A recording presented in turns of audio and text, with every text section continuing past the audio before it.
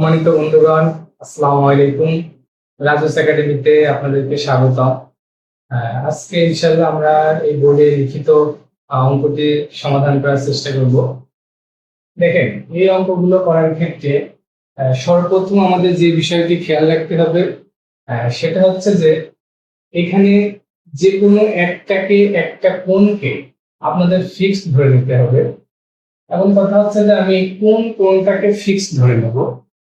সেইটা যদি আমি সহজে আপনাদের বলি, এক কথায় আপনারা অন্যান্য যে কোণগুলো এখানে আছে আহ, এই কোণগুলোকে রূপান্তর করে যে কোণটা আসলে পাওয়া সম্ভব আপনারা সেই কোণটাকে ফিক্সড ধরে নেবেন। যদি আপনারা আরো সহজে বলি, দেখেন এখানে যে কোণটা আসলে আপনাদের মনে হয় যে একটু ঝামেলা মুক্ত, দেখেন এখানে এগুলোর সাথে 5 আছে, 8 আছে, 9 আছে, কিন্তু এটা দেখেন হচ্ছে কি একেবারে মানে সাদা সিধে সিম্পল মনে হচ্ছে। তার মানে আপনারা এই যে 5 এই যে পাই বাই 7 এই কোণটাকে আপনারা চাই ফিক্স ধরে নেবেন। এখন কথা হচ্ছে যে এই পাই বাই 7 এর সাথে যদি আপনারা সাধারণত পাই বাই 2, তারপরে পাই, 2 পাই, 3 পাই, এই কোণগুলো যদি যোগ করেন অথবা বিয়োগ করেন তবে দেখেন যে এই মানগুলো আপনারা সহজে পেয়ে যাচ্ছেন।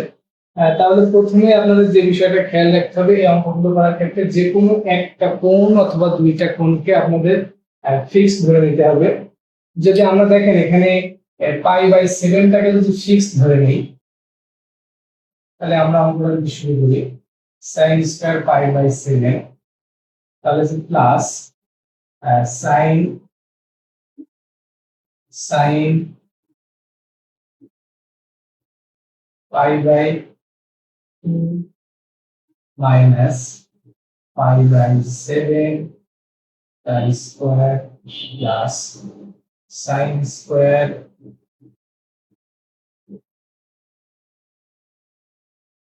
পাই plus pi by 7 whole square plus sin pi by 2 plus pi by 7 তার স্কয়ার। দেখেন আপনারা এখানে দেখেন যে আমরা সবসময় এখানে pi by 2, pi, pi by 2, 2 pi, 3 pi, pi by 2 এই কোণগুলো যোগ করলে ইনশাআল্লাহ আপনারা এগুলো সহজে সমাধানে চলে আসতে পারবেন। দেখেন এখানে আমরা হচ্ছে পাই বাই 2 নিয়েছি আর পাই বাই 7, যদি আমরা এটা লসাগু করি অবশ্যই এখানে 5 পাই বাই 14 পাবো। এখানে দেখেন এটা যদি লসাগু করি 7 পাই প্লাস পাই কত পাবো 8 পাই 7, এখানে দেখেন 14 লসাগু। আপনারা এগুলো আরো সহজে দেখবেন যে এখানে দেখেন আমাদের কিন্তু 14 নাই নিচে, তার মানে আমাদের 14 নাই, তার মানে আমাদের অবশ্যই এখানে যেহেতু 7 আছে পাই বাই 7 দেখে এর সাথে অন্য কোনো কোণকে যোগ করতে হবে। এখানে দেখেন আমাদের 14 ছিল, তার মানে আমাদের লসাগু যদি 14 হয় তবে একটা যদি পাই বাই 7 হয় তখন সেখানে অবশ্যই আমাদের পাই বাই 2 নিয়ে আসতে হবে। এইভাবে আপনারা সহজে করতে পারবেন। তারপরে আমরা হচ্ছে পূর্বের ক্লাসগুলো যে প্রথম ক্লাসটা আমরা বলেছিলাম যে এখানে যদি বেজোড় সংখ্যক 90 ডিগ্রি আসে তবে কি হয়, বেজোড় সংখ্যক 90 ডিগ্রি আসলে আমাদের সেখানে সেই ত্রিকোণমিতি অনুপাতটা চেঞ্জ হয়ে যায়। চেঞ্জ হয়ে যাবে কিভাবে, সেখানে যদি সাইন সাইন থাকে তাহলে কি হবে কজ হবে, কজ থাকলে সাইন হবে, ট্যান থাকলে কট হবে, কট থাকলে ট্যান হবে, এভাবে আমাদের রূপান্তর হবে ইনশাআল্লাহ। তবে দেখেন যে আমরা এটা লিখে দিই sine square pi by 7 plus, তাহলে এটা দেখেন আমাদের এখানে কি আছে পাই বাই 2 আছে, তার মানে বেজোড় সংখ্যক কত আছে। আমরা এটা সবসময় এগুলো করার ক্ষেত্রে পায়ের মান বসাবো না, এগুলো আমরা সবসময় ধরে নেব হচ্ছে কত 180 ডিগ্রি। তাহলে আমাদের দেখো 180 ভাগ 2 তাহলে কত হবে 90, তার মানে বেজোড় সংখ্যক 90 ডিগ্রি আছে, তার মানে সাইন কিসে পরিণত হবে, কজে পরিণত হবে। তাহলে এটা আমরা লিখতে পারি কি cos pi by 730 whole square. এটা দেখেন হচ্ছে কত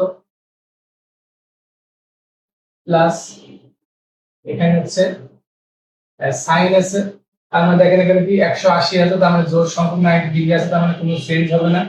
তার মানে এটা লিখতে পারি সাইন কত পাই বাই 7 তার কি হোল স্কয়ার প্লাস এখানে দেখেন হচ্ছে আমাদের বিজোড় সংখ্যক 90 ডিগ্রি আছে, তাহলে সাইন পরিবর্তন হবে, তাহলে কি হয়ে যাবে cos pi by 730 whole square.